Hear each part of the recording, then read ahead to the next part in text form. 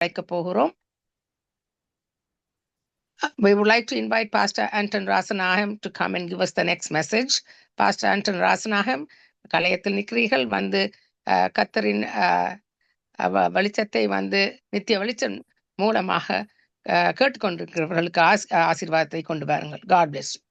Oh, praise the Lord. Ranjini, praise the Lord. நேயர்களே, நாங்கள் இன்றைக்கு தேவனுடைய வார்த்தையில் உள்ள வல்லமையை பார்க்க போகிறோம். நாங்கள் சங்கீதம் 138 அதிகாரம் 2வது வசனம் சொல்லுகிறது, உமது பரிசுத்த ஆலயத்துக்கு நேராக நான் பணிந்து உமது கிருபை நிமித்தமும் உமது உண்மை நிமித்தமும் உமது நாமத்தை துதிப்பேன்.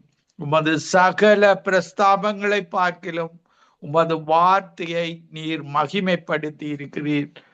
நாங்கள் ஒரு ஜெபத்துடன் ஆரம்பிப்போம்.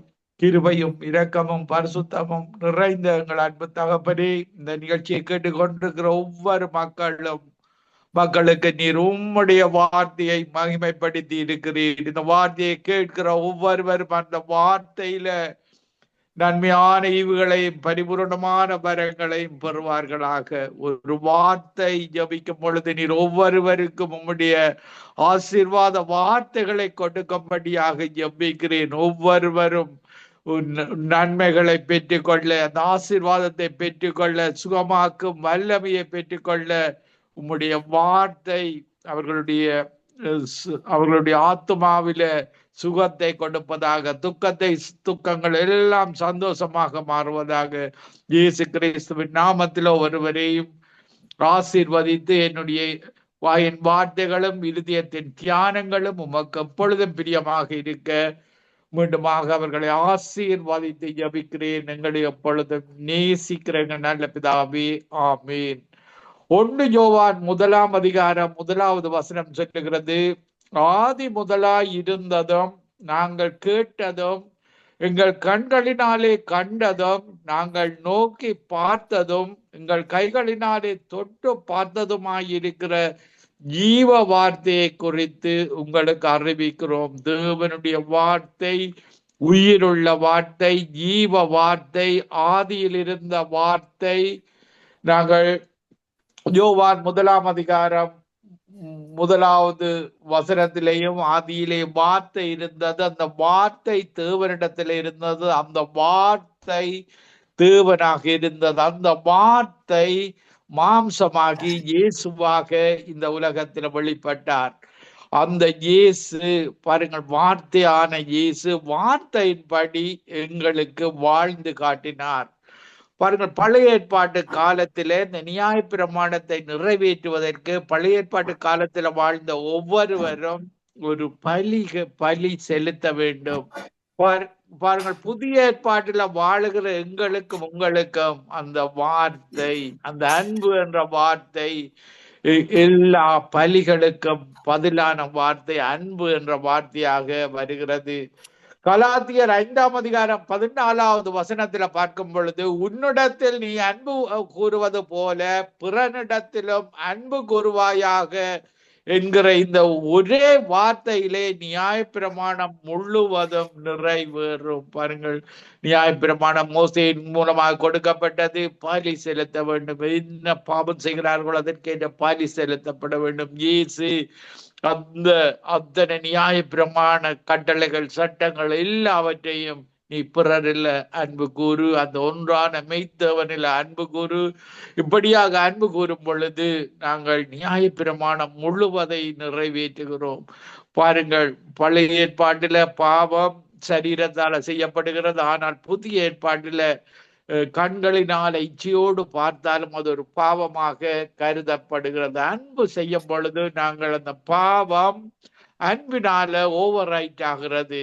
அன்பு இயேசுவில நாங்கள் அன்பு வைக்கும் பொழுது, ஒன்றான மெய்த்தவனில் அன்பு வைக்கும் பொழுது பரிசுத்த ஆவியானவர் எங்களுக்கு இருந்து பாவத்தை குறித்து, நீதியை குறித்தும், நியாயத்தை குறித்தும் கண்டித்து உணர்த்தும் பொழுது நாங்கள் மற்றவர்களில் அன்பு கூறுகிறவர்களாக மாறுகிறோம். அவருடைய வார்த்தை வெறுமையாக திரும்புவதில்லை. பாருங்க, நாங்கள் எபிரேயர் 4 அதிகாரம் 12வது வசனம் சொல்லுகிறது, தேவனுடைய வார்த்தையானது ஜீவனும் வல்லமை உள்ளதாயும் இருபுறமும் கருக்குள்ள எந்த பட்டயத்திலும் கருக்கானதாயும் ஆத்துமாவையும் ஆவியையும் கணுக்களையும் ஊனையும் பிரிக்கத்தக்கதாக உருவ குத்துகிறதாயும் இருதயத்தின் நினைவுகளையும் யோசனைகளையும் வகை அறுக்கிறதாயும் இருக்கிறது. பாருங்கள், தேவன் பரலோகத்திலிருந்து தன்னை தேடுகிற உணர்வுள்ளவன் உண்டோ என்று சொல்லி பார்த்து கொண்டிருக்கிறார். நாங்கள் இந்த நித்திய வெளிச்சம் சங்கமம் ரேடியோவில் நீங்க இணைந்திருக்கிற ஒவ்வொருவரும் நாங்கள் உண்மையோடும் ஆவியோடும் உம்மை நேசிக்கிறோம், உம்மை அன்பு கூறுகிறோம். உம்முடைய வார்த்தைக்கு கீழ்ப்படிந்து நடக்க 100% கீழ்ப்படிந்து நடக்க எங்களுக்கு உதவி செய்யும். ஒவ்வொருவருக்கு இப்படியாக நாங்கள் ஜெபித்துக் கொள்ள வேண்டும். பாருங்கள், இந்த வார்த்தை மட்டும் ஒளிந்து போகாதது, தேவனுடைய வார்த்தை. மற்றது எல்லாம் இந்த உலகத்துல உருவாக்கப்பட்ட எல்லா பொருட்களும் ஒளிந்து போகும். நாங்கள் செய்கிற நன்மை தீமைகள் வார்த்தையின்படி, தேவனங்களுக்கு கற்றுத்தந்த வார்த்தையின்படி செய்கிற நன்மை தீமைகள் தான் பரலோக பொக்கிஷமாக எங்களோடு வருகிறது. மத்தேயு 24ஆம் அதிகாரம் 35வது வசனம் சொல்கிறது, வானமும் பூமியும் ஒளிந்து போகும், தேவனுடைய வார்த்தைகளோ என் வார்த்தைகளோ ஒளிந்து போவதில்லை. பாருங்கள், எல்லாமே ஒளிந்து போகிறதாக இருக்கிறது. இந்த உலக காரியங்கள் எல்லாம் ஒளிந்து போகும், தேவனுடைய வார்த்தை ஒரு பொழுதும் ஒளிந்து போவதில்லை. இப்படியாக பாருங்கள், அவருக்கு நாங்கள் ஒழிக்க முடியாது. எங்களுடைய இருதயத்தின் நினைவுகளை அவர் அறிகிற தேவனாக இருக்கிறார். ஏனென்றால் அவர் தான் எங்களை படைத்த தேவன். நாங்கள் அவருக்கு தெரியாமல் எதுவும் செய்ய முடியாது. வேதாகமத்தில் சொல்லப்படுகிறது, எபிரேயர் 4ஆம் அதிகாரம் 13வது வசனத்திலேயும், அவருடைய பார்வைக்கு மறைவான சிருஷ்டி ஒன்றும் இல்லை, சகலமும் அவருடைய கண்களுக்கு முன்பாக நிர்வாணமும் வெளியரங்கவுமாயிருக்கிறது, அவருக்கே நாம் கணக்கு ஒப்புவிக்க வேண்டும். பாருங்கள், இயேசு கிறிஸ்துவுக்கு முன்பாக அவர் தான் ஜட்ஜாக வரப்போகிறார். முதல் முறை வரும் பொழுது பாவங்களை நீக்கிற தன்னுடைய இரத்தத்தை சிந்தி பாவ நிவாரண பலியாக எங்களுக்காக மனுக்குலத்திற்காக வந்தார். இனி அவர்தான் ஜட்ஜாக வரப்போகிறார். அவருக்கு நாங்கள் எதையும் மறைக்க முடியாது. வெளிப்படுத்தின விசேஷம் 19ஆம் அதிகாரம் 13வது வசனத்துல பாருங்கள், இந்த உலகத்துல 2026 ஆண்டுகளுக்கு முன்பாக கொல்கத்தா மலையில ரத்தம் தோய்க்கப்பட்ட வஸ்திரத்தோடு இருந்தார். வெளிப்படுத்தின விசேஷத்திலேயும் பாருங்கள், 19ஆம் அதிகாரம் 13வது வசனத்துல இரத்தத்தில் தோய்க்கப்பட்ட வஸ்திரத்தை தரித்திருந்தார். அவருடைய நாமம் தேவனுடைய வார்த்தை என்பது. தேவனுடைய வார்த்தை மாம்சமானது, இரத்தத்தால் தோய்க்கப்பட்ட தேவனுடைய வார்த்தையாக அது இருக்கிறது. இப்படியான வார்த்தை மாம்சமாகி நன்மை செய்கிறவராக சுற்றி திரிந்தார். மத்தேயு 4ஆம் அதிகாரம் 23வது வசனத்திலேயும் இயேசு கலிலேயா எங்கும் சுற்றி நடந்து அவர்களுடைய ஜெப ஆலயங்களில் உபதேசித்து ராஜ்யத்தின் சுவிசேஷத்தை பிரசங்கித்து ஜனங்களுக்கு உண்டாயிருந்த சகல வியாதிகளையும் சகல நோய்களை நீக்கி சொஸ்தமாக்கினார். எங்களால் உருவாக்கின தேவன் குமாரனாக இயேசுவாக இந்த உலகத்துக்கு வந்து மனிதனை உருவாக்கின பரம வைத்தியரால தான் எங்களுடைய நோய்கள், சகல நோய்களும்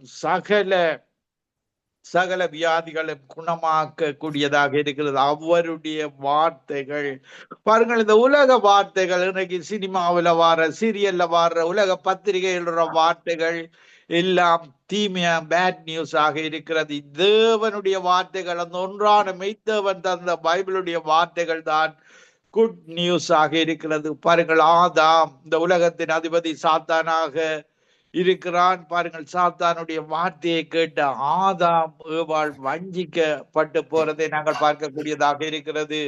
பாருங்கள், தேவன் சொல்லுகிறார், நாங்கள் வேதாகமத்தில் ஆதியாகமம் 3ஆம் அதிகாரம் 17வது வசனத்துல தேவன் ஆதாமை நோக்கி, நீ உன் மனைவியின் வார்த்தைக்கு செவி கொடுத்து புசிக்க வேண்டாம் என்று நான் உனக்கு விலக்கின விருட்சத்தின் கனியை புசித்தபடியினாலே பூமி உன் நிமித்தம் சபிக்கப்பட்டிருக்கும். இப்படியாக சபிக்கப்பட்ட பூமியில தான் நாங்கள் வாழ்ந்து கொண்டிருக்கிறோம்.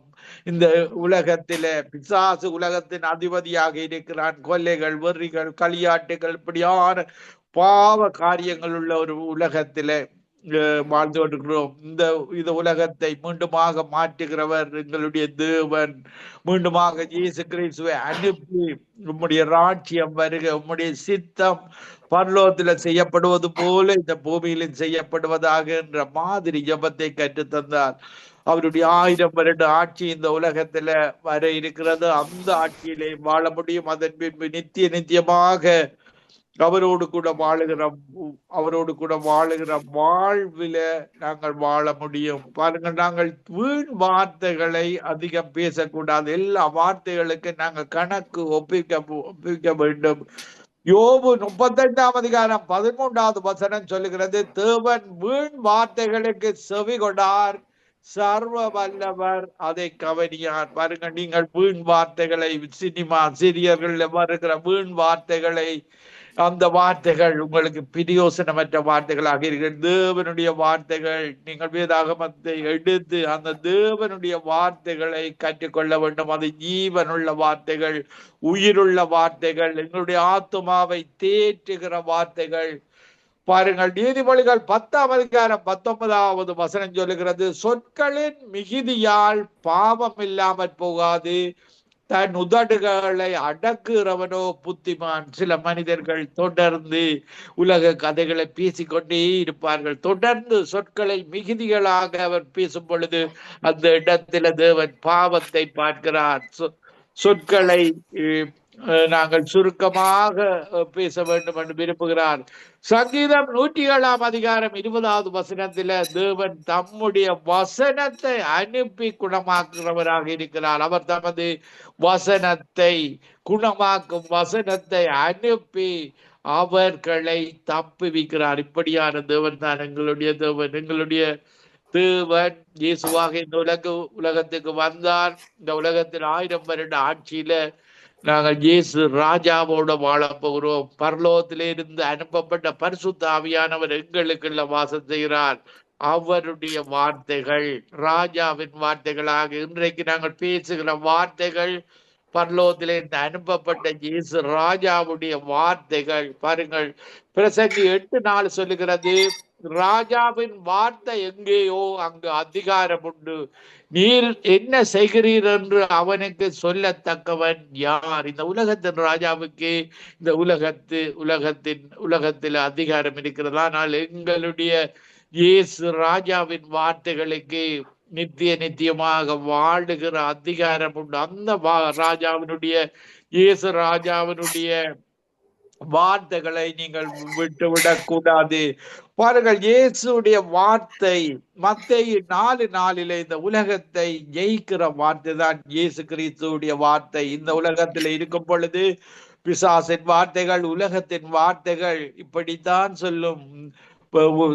இயேசு கிறிஸ்து உபவாசம் இருந்த பொழுது நீர் கல்லை அப்பமாக்கி உண்ணும் என்று பிசாசு இந்த உலக வார்த்தை சொல்லும்.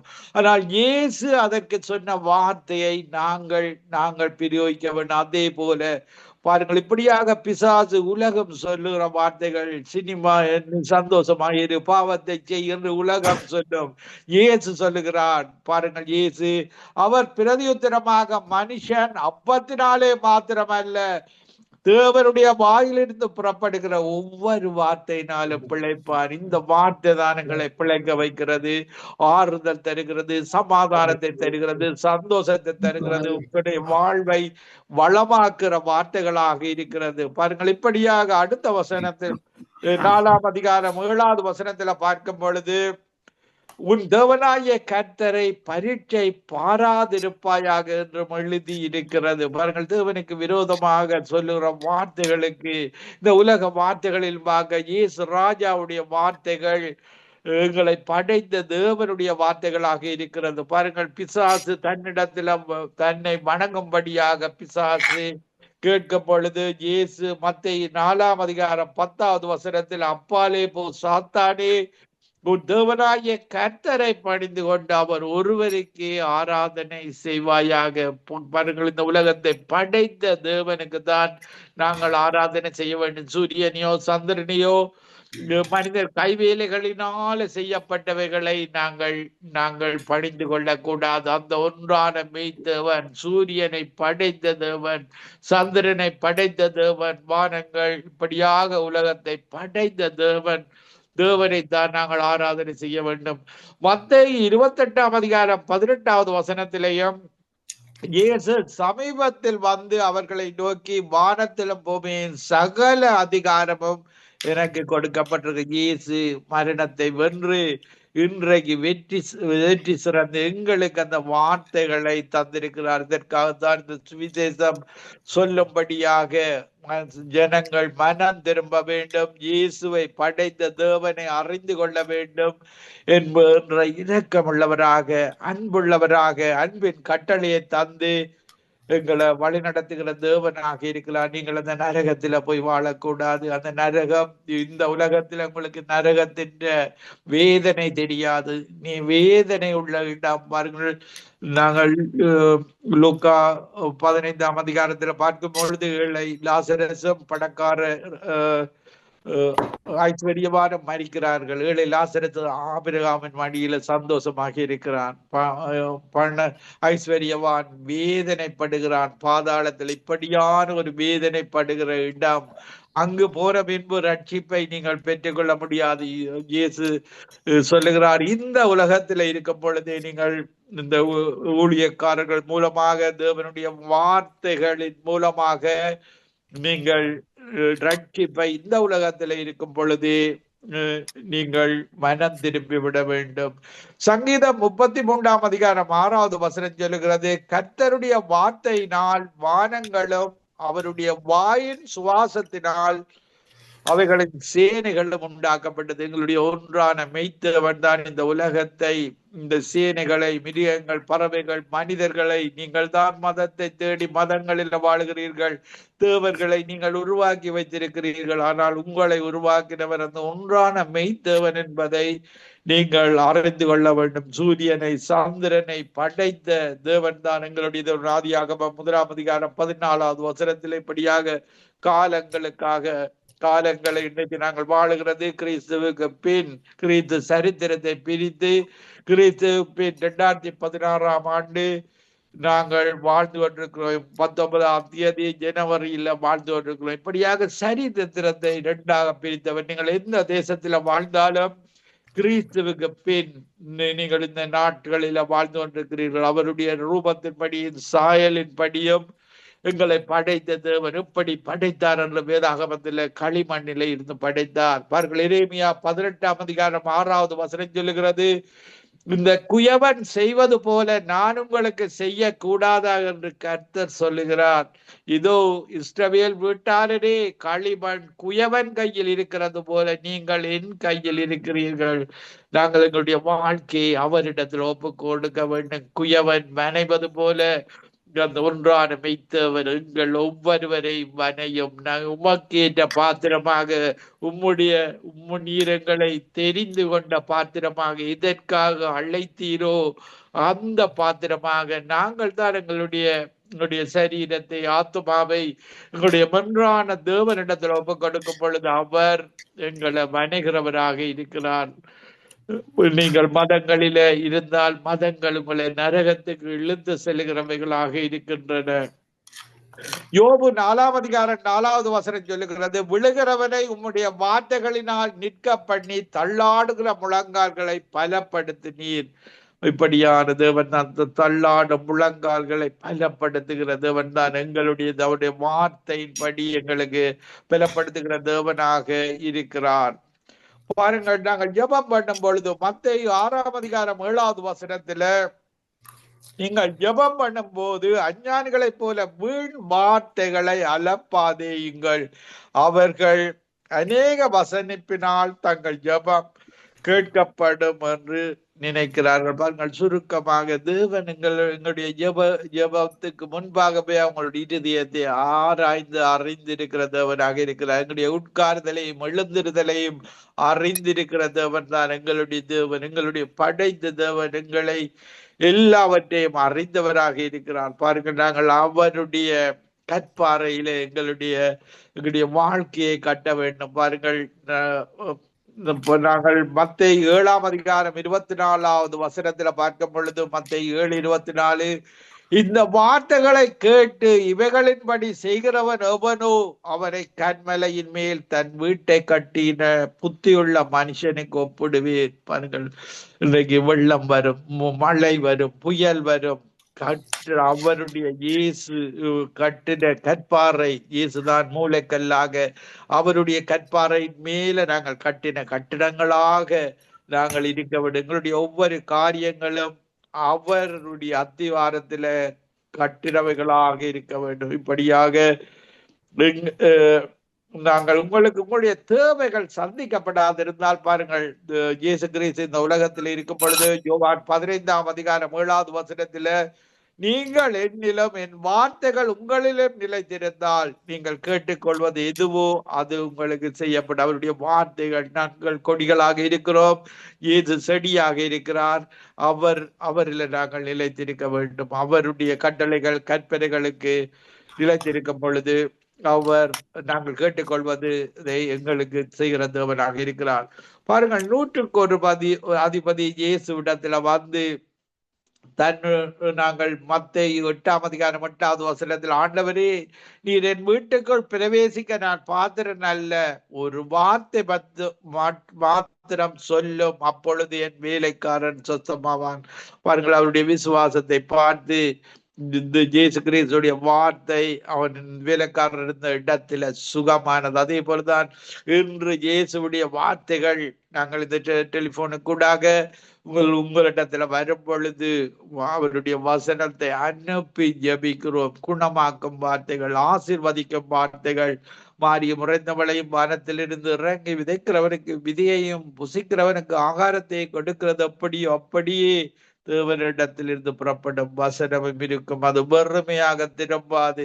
எப்படி பூமியை நனைத்து ஆசீர்வதிக்கிறதோ அப்படியே உங்களையும் ஆசீர்வதித்து விட்டு தான் தேவனுடைய வார்த்தை திரும்பும் என்று இயேசு நாங்கள் ஏசாயா 55ஆம் அதிகாரம் 10வது வசனத்தில சொல்லப்படுகிறது. பிலிப்பியர் 2ஆம் அதிகாரம் 4வது வசனத்திலேயும், நான் வீணாக ஓடினதும் வீணாக பிரயாசப்பட்டதும் இல்லை என்கிற மகிழ்ச்சி கிறிஸ்துவின் நாளில் எனக்கு உண்டாயிருப்பதற்கு ஜீவ வசனத்தை பிடித்து கொண்டு உலகத்திலே சுடர்களை போல பிரகாசிக்கும்படியாக எங்களை அழைத்திருக்கிறார். ஜீவ வசனம், உயிருள்ள வசனம், இன்மைக்கு பின்பு இயேசுவோடு கூட நித்தியமாக வாழுகிற வசனம் தான் தேவனுடைய வசனம். பாருங்கள், மரியாள் பார்க்கும் பொழுது லூக்கா 1ஆம் அதிகாரம் 38வது வசனத்திலே, இதோ நான் ஆண்டவருக்கு அடிமை, உம்முடைய வார்த்தையின்படி எனக்கு ஆக கடவுது என்றால், அப்பொழுது தேவதூதன் அவளிடத்தில் இருந்து போய்விட்டான். இப்படியாக உம்முடைய வார்த்தையின்படி,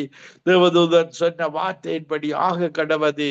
அதே போலதான் நாங்களும் இயேசுடைய வார்த்தை, தேவனுடைய வார்த்தையின்படி எங்களுடைய வாழ்க்கை அமைய வேண்டும் என்று அவரிடத்தில் கொடுக்கும் பொழுது அவர் எங்களுடைய வாழ்க்கையை அவருக்கு பிரியமான பாத்திரமாக எங்களை வணைகிறார். பாருங்கள், சீமோனை பார்க்கும் பொழுது அவன் இயேசு மரித்து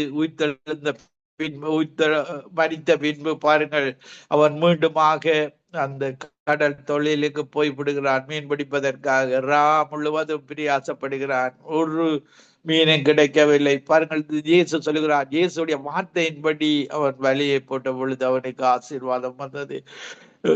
நாங்கள் லூக்கா 5ஆம் அதிகாரம் 5வது வசனத்தில, அதற்கு சீமோன், ஐயரே, முழுவதும் நான் பிரயாசப்பட்டு ஒன்றும் அகப்படவில்லை, ஆகிலும் உம்முடைய வார்த்தையின்படி நான் வலியை போடுகிறேன். இப்படியாக அவன் ஆசீர்வாதத்தை பெற்றுக் கொண்டதை எங்களுடைய வாழ்க்கையில அவருடைய வார்த்தையின்படி நாங்கள் எங்களுடைய வலியை போடும் பொழுது, எங்களுடைய வாழ்வை கட்டும் பொழுது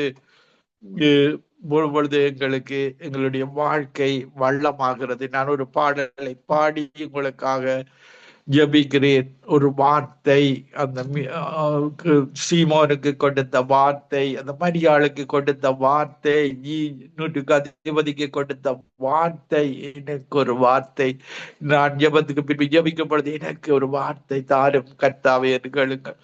ஒரு வார்த்தை சொல்லும் கர்த்தாவே, எங்கள் வாழ்க்கையெல்லாம் செழிப்பாகுமே. ஒரு வார்த்தை சொல்லும் கர்த்தாவே, எங்கள் வாழ்க்கையெல்லாம் செழிப்பாகுமே. வார்த்தையிலே சுகம், வார்த்தையிலே மதுரம், வார்த்தையிலே எல்லாம் சந்தோஷம். வார்த்தையிலே சுகம், வார்த்தையிலே மதுரம், வார்த்தையிலே எல்லாம் சந்தோஷம். மாறாவின் தண்ணீர் எல்லாம் மதுரமாக மாறி போகும். மாறாவின் தண்ணீர் எல்லாம் மதுரமாக மாறி போகும். கண்ணீர் மாறிடும், துக்கம் மாறிடும், ஒரு வார்த்தை சொன்னால் போதுமே. நீர் ஒரு வார்த்தை சொன்னால் போதுமே. கண்ணீர் மாறிடும், துக்கம் மாறிடும், ஒரு வார்த்தை சொன்னால் போதுமே. இருளான வாழ்க்கை எல்லாம் ஒளியாக மாறி போகும். கண்ணீர் மாறிடும், துக்கம் மாறிடும், ஒரு வார்த்தை சொன்னால் போதுமே. நீர் ஒரு வார்த்தை சொன்னால் போதுமே. எரிகோவின் தடைகள் எல்லாம் துதிகளாலே மாறி போகும். எரிகோவின் தடைகள் எல்லாம் துதிகளாலே மாறி போகும். கண்ணீர் மாறிடும், துக்கம் மாறிடும், ஒரு வார்த்தை சொன்னால் போதுமே. நன்றி இயேசுவே, நன்றி இயேசுவே. கிருபையும் இரக்கமும் பரிசுத்தமும் நிறைந்த எங்கள் அன்பு தகப்பனே, இந்த நிகழ்ச்சியை கேட்டுக்கொண்டிருக்கிற மறுபடியும் கேட்க போன்ற ஒவ்வொருவருக்கும் ஒரு வார்த்தை, உம்முடைய வார்த்தை, அன்றைக்கு பேதுருவுக்கு கட்டளையிட்ட வார்த்தை, ஆசீர்வாதமான மீனை பிடித்த வார்த்தை, நீர் சொல்லுகிற இடத்துல அந்த பலியை போட, அந்த 100க்கு அதிபதி கேட்ட வார்த்தை, என்னுடைய வேலைக்காரன் சுகம் அடைய வேண்டும், உம்முடைய நீர் தான் தகுதியற்றவன், நீர் என்னுடைய வீட்டுக்கு வருவதற்கு நீர் ஒரு வார்த்தை. இன்று தூரத்தில் எந்த நாடுகளில் இருந்தாலும் அவர்களுக்கு ஒரு வார்த்தை, அவர்கள் தூரத்தில் இருக்கிறார்கள், உம்முடைய வார்த்தை, ஆசீர்வாதமான வார்த்தை, நன்மைகளை செய்கிற வார்த்தை, அந்த வார்த்தைகளை அனுப்பும்படியாக ஜெபிக்கிறேன். மரியாளுக்கு நீ அந்த வார்த்தையின்படியாக கடவது. யார் யாருடைய வார்த்தைக்கு விருப்பத்தோடு கேட்கிறார்களோ, இந்த வார்த்தை எனக்கு வேண்டும், இந்த துக்கம் சந்தோஷமாக மாற வேண்டும், இந்த ஆசீர்வாதம் வேண்டும். உம்முடைய வார்த்தை வரும் பொழுது துக்கம் மாறும், வறுமை ஒழியும், சமாதானம் இருக்கும். உம்முடைய வார்த்தையில வளம் இருக்கும். ஆண்டவரே, இந்த மக்களுக்காக, இந்த தமிழ் மக்களுக்காக, இந்த 5 கண்டங்களிலும் வாழுகிற தமிழ் மக்களுக்காக ஒரு வார்த்தை, ஒவ்வொருவருடைய தேவைக்கேற்ற வார்த்தை, ஆசீர்வாத தேவைக்கேற்ற வார்த்தைகளை கொடுக்கும்படியாக ஜெபிக்கிறேன். அப்பத்தை கேட்டால் கல்லை கொடுப்பேனா, மீனை கேட்டால் பாம்பை கொடுப்பேனா?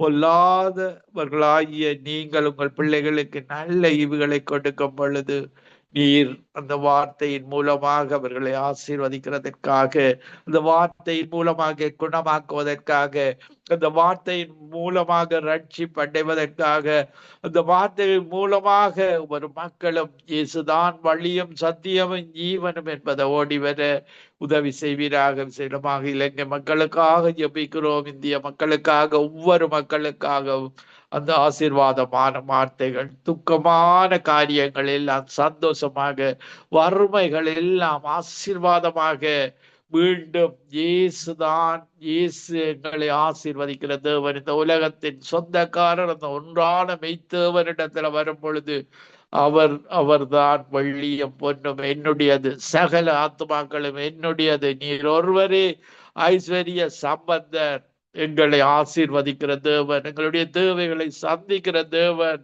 பரலோக ராஜ்யத்தையும் நீதியையும் தேடுங்கள், மீதி எல்லாம் கொடுக்கப்படும். ஆண்டவரே, ஒவ்வொரு தமிழ் மக்களும் அறியாத காலங்களை மன்னித்து பரலோக ராஜ்யத்தை நீதியை தேடி அந்த நன்மையான சகலமும் கொடுக்கப்படும் தேவைகள் சந்திக்கப்பட உம்மிடத்துல வருகிற ஒவ்வொரு பிள்ளைகளின் தேவைகளை சந்திக்கிறதற்காக நன்றி. துதிகர மகிமை ஒன்றான மெய்த்தேவனாய் உமக்கே செலுத்தி, ஆண்டவரின் இரட்சகருமாகிய இயேசு கிறிஸ்துவின் நாமத்தில் ஒவ்வொருவரையும் என்னுடைய இருதயத்தின் ஆழத்தில் இருந்து ஆசீர்வதித்து உம்முடைய வார்த்தையை அனுப்பி ஜெபிக்கிறேன். ஜெபம் கேளும், பதில் தாரும், அதிசயம் செய்யும்.